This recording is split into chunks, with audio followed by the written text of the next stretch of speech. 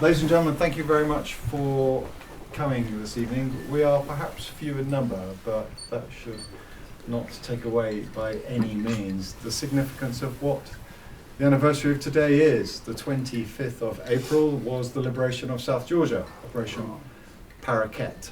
The things that the government of South Georgia today are doing, though, are built on the shoulders of giants. It is carrying on the work that others have done. I don't think anybody that's worked in the government of South Georgia would compare themselves in terms of heroism to those who fought in Operation Paraquet.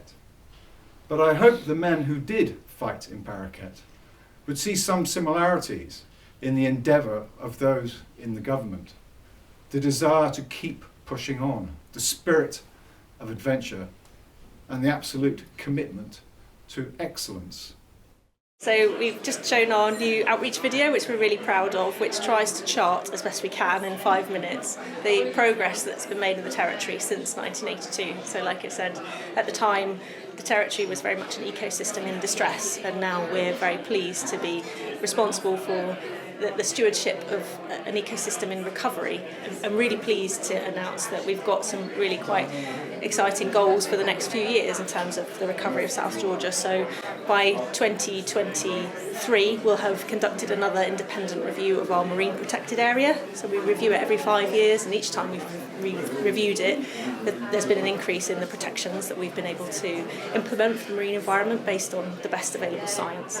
And in 2025 we hope to be in a position where all the energy generation that's required for the entire landmass of South Georgia will come from renewables. South Georgia hasn't got to where it is today because people have just left it alone. It's about the human intervention, the human management of bringing our ecosystem back again, and we're trying our best to tell the stories of this being a precautionary use territory where there are people living and working there and doing their best to turn the place around. I take my hat off to all who have brought us to this day where we can celebrate the 40th commemoration.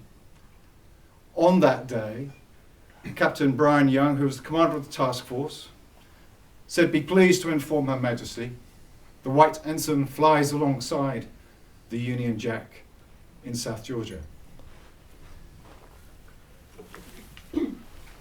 If you join me in a toast, we may remember the second line of his message.